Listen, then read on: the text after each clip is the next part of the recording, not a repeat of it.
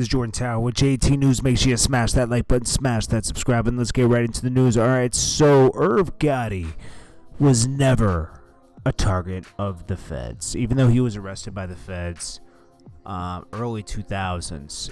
It was because of his affiliation with a guy named Supreme McGriff, who ran Supreme Team in Brooklyn. Bimmy was a part of that. A bunch of people were a part of that. And they wanted to lock him up. He kept going in and out of jail. And they felt that the music, the success from the music was funding his lawyers and everything. You know, there's a lot of rumors that Supreme had loaned Irv Gotti money in the beginning. There's no like real hard proof of that, but it loaned Irv Gotti money in the beginning of his career to launch his label.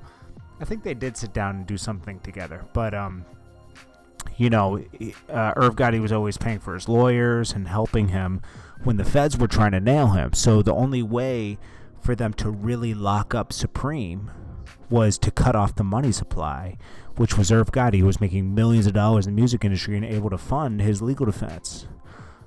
They wanted Supreme in jail forever, and that's what they eventually got.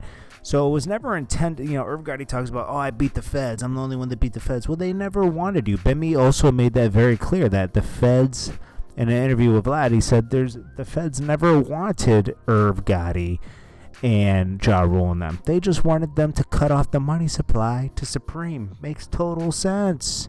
You never beat the feds because if they, Bimmy said if they wanted them, they would have had them.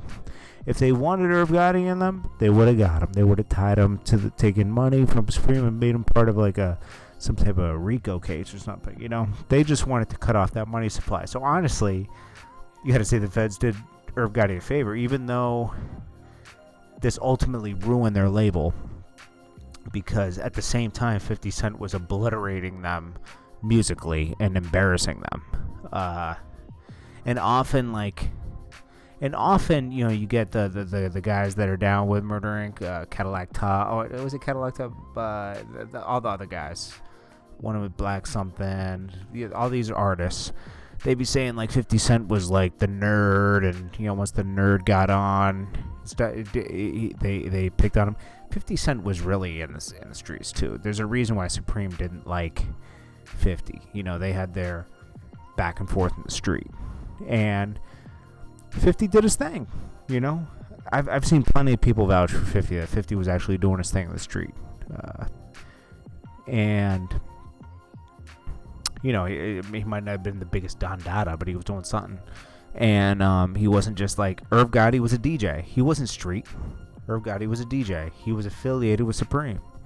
Ja Rule was affiliated with Irv Gotti, and you know, he did probably like nickel and dime weed or something. It was like, come on.